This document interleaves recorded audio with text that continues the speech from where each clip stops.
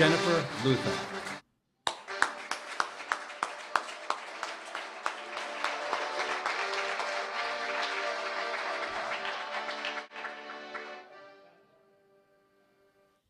The August streets of Tallahassee sit empty.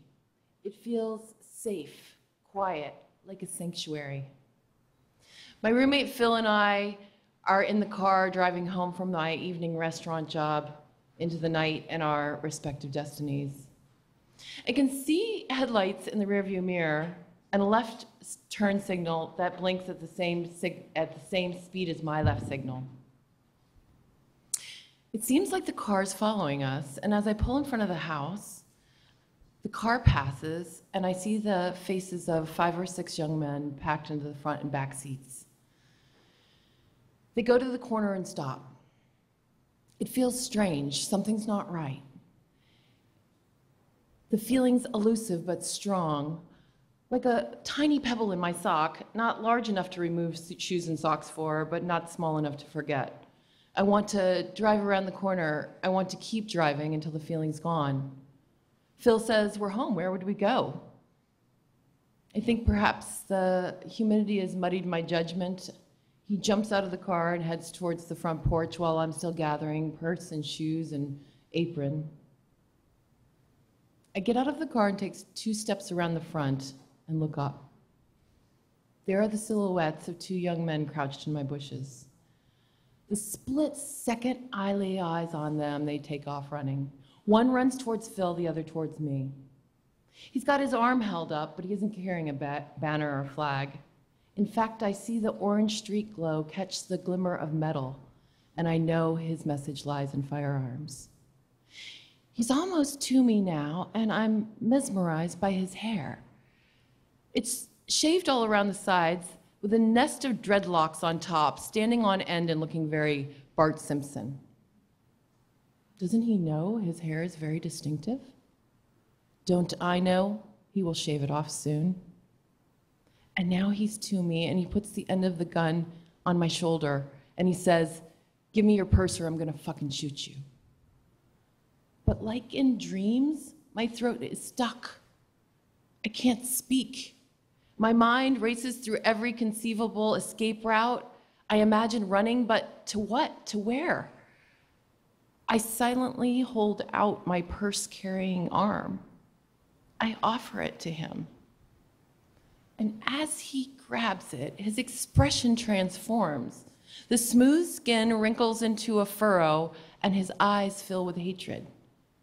I know he can't see me now. I'm not a person to him anymore. I know he's preparing to fire the gun. And then there's a deafening sound and a brilliant circle of flashed light which frames him as he turns to run while I'm thrown back onto the pavement. In fact, I'm thrown back so hard, tiny pieces of asphalt embed through my clothing and into my skin. My arm's not in sight, and I don't know if it's still attached. Phil towers over me. He doesn't seem the right character in this wrong dream. He's grabbing me and screaming, "Fuck!" And each touch, each sound sends me further beyond limits I thought had been surpassed. "Stop touching me. Get up and go call 911. Call 911. Call 911, I'm saying. And finally, he disappears to wake a neighbor. Then there's Pierre, my friend and neighbor. Although he's calm, I can see concern in his eyes. And Lisa, his girlfriend, my red-haired angel. She's the only soothing soul in this chaos. "Lisa, stay with me. I'm right here, baby. I'm not gonna leave. Let's move your braids out of the street so they don't get run over if a car drives by." Finally, I think, someone with a bit of common sense. Someone knows what's important. "Lisa, stay with me. I'm right here. I'm not gonna leave." And then sirens getting closer, and Lisa's gone, replaced by 10+ officers shouting and trying to get a look, firing questions at me. There's a light coming down from above, but I don't hear music to accompany its presence. In fact, it's not from heaven. It's blinding me, and I'm out of energy to squint. Someone turn off the flashlight. Can you tell him to turn off the flashlight? Come here, down close. Can you tell him to go into my house and get a towel or something and apply pressure to my arm? Is it still there? The blood leaving my body, I can feel the warm thickness spilling down into the gutter around the corner and heading for Monroe Street. Okay, John, go into the house and get a towel or something. Can someone get some gloves out of my car? All right, we're gonna apply some pressure. Ah, that hurts. Don't move it, don't move me. Sorry, but we have to keep it on there.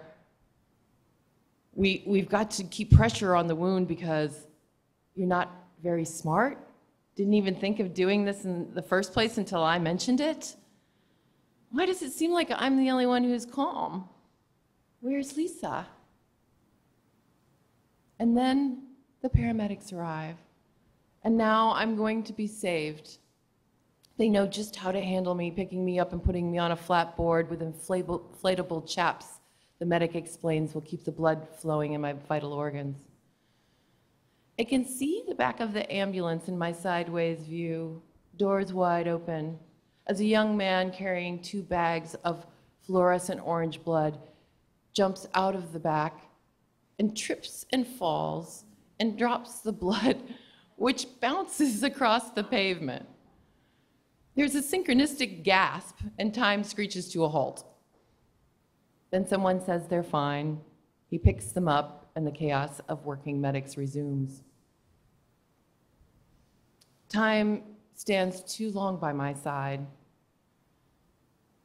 I fear the pain will never end, but finally I am on a gurney alone in the pre-surgery waiting area. I've died and gone to hell. This is never going to be over. But a nurse comes through the swinging doors and announces, "Your cardiologist is Dr. Saint," are her words. As she wheels me into the operating room, I say, "Thank God for saints." She holds the anesthetic mask over my face. "Breathe deeply now," is her reply, and I inhale as if it's my last endeavor, and everything fades away. Light comes slowly to the groggy mind I'm left with, but soon I see the faint outlines of people, family, friends, and I'm back. I look down at my left arm, scarred, immobile, but attached. In my right arm are intravenous needles, some connected to bags, one to a box. The nurse explains is my pain medication, morphine, nectar of the gods, savior of those lost souls with pain and time to kill. I tell everyone to go home, that they shouldn't have waited up all night, to go to sleep, and soon I'm sleeping, the dead sleep of drug-induced quiet. I'm awake and getting another hit of morphine. I'm asleep.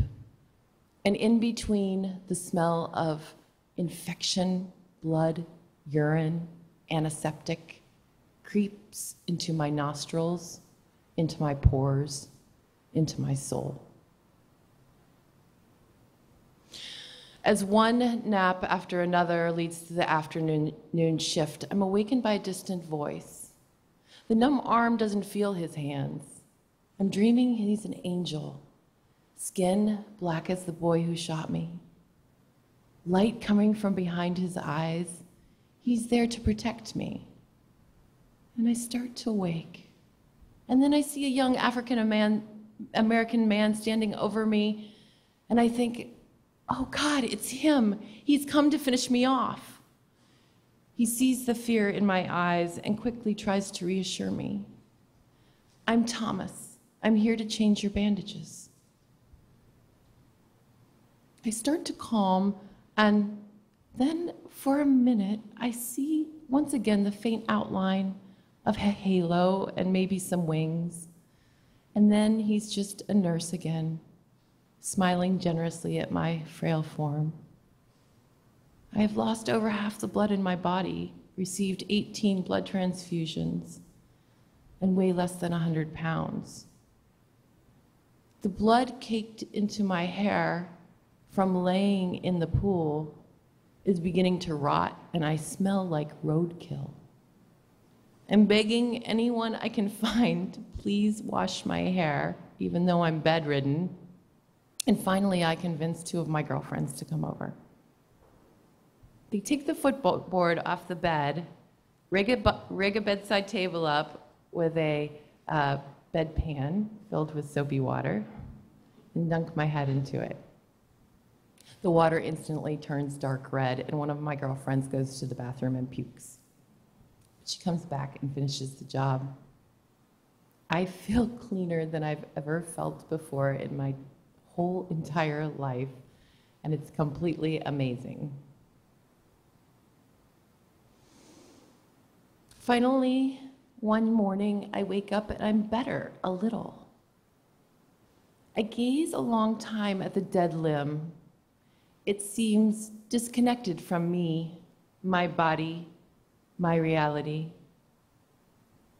I concentrate on my fingers and try and move them. Nothing. I think it's like masters of telepathy who bend spoons with their mind. If I stare long enough, they will spontaneously animate. But they don't. Finally, one day, Mary, my friend, and her husband, Glenn, march into my hospital room with determination in their eyes. We've thought long and hard about this, and we want you to come and heal in our home. I'm a nurse, says Mary, and I can do your wound care. There's a hole in my back where the bullet exited, the size of a 50-cent piece and as deep as my thumb. It has to be rinsed with saline and packed with gauze several times a day. When the gauze is being pulled out, I imagine magician's scarves coming forever out, bright blue, green, orange, yellow, purple, and I am amused. I go home from the hospital to Mary's, and each day, several times a day, it's time for us to clean my wound. Finally, Mary says, "Can we name your wound so I don't have to keep saying wound all the time?" Fair enough. What do you want to call it? I say. I don't know. What about Ethel? Fine with me. So, several times a day, it's time to take care of Ethel. Magician's scarves. My father has given me a purple lamp that stays lit all night long so that when I wake from violent nightmares, I feel loved. Mary's daughters have drawn a full-size angel in white chalk over the bed. You can only see it from certain angles, but knowing it's there comforts me. Healing is a long, slow, and sometimes embarrassing journey. I need help getting dressed. Because of the pain medication, I can't eat or go to the bathroom. Mary's buying me something called Smooth Move and trying to convince me to drink it. We go to the doctor's offices and then home, and for months, that's the scope of my travel. But each day, I get a little better. I can move my fingers a little. I can eat and go to the bathroom. The hole in my back is beginning to shrink, and I fear that it will be gone, and I will forget all this. So I call my friend and photographer, John Kelly, and we go to his house, and he photographs Ethel, even though the sight of her makes his knees weak and his stomach woozy. The police come by and ask the same questions so many times, I'm not sure if they're smart or stupid. But finally, they connect me with a sketch artist from the Tallahassee Police Department. I'm amazed not only by her ability to draw, but to help me remember with confidence a moment I'm trying to forget. The drawing is matched with a young man who's apprehended in another burglary.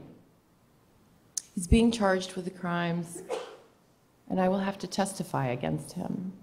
But I want to know, how did this happen? I want to know why. I want to understand.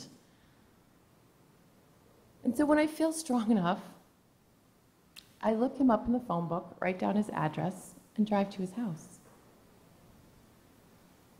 It's one of the worst neighborhoods in Tallahassee. He's poor, black, different from me. What would I be like if I had grown up in his shoes? I want to understand. I'm reading Khalil Gibran on the Prophet on crime and punishment. He says, a single leaf turns not yellow, but with the silent knowledge of the whole tree. And so the wrongdoer cannot do wrong, but with the hidden will of you all. You stand together before the face of the sun, as the white thread and the black thread are woven together. And when the black thread shall break, the weaver shall look into the whole cloth, and shall examine the loom also. I want to examine the loom. I want to understand. And so I start a mentoring program at a local middle school. And I begin to work with these children, and they open up to me with stories of their own, of the violence they live in every day. The Tallahassee Democrat writes a piece on my work, and the young man reads it in prison. He sends a letter back to the editor and asks her to forward it to me, which she did. And here's what he said.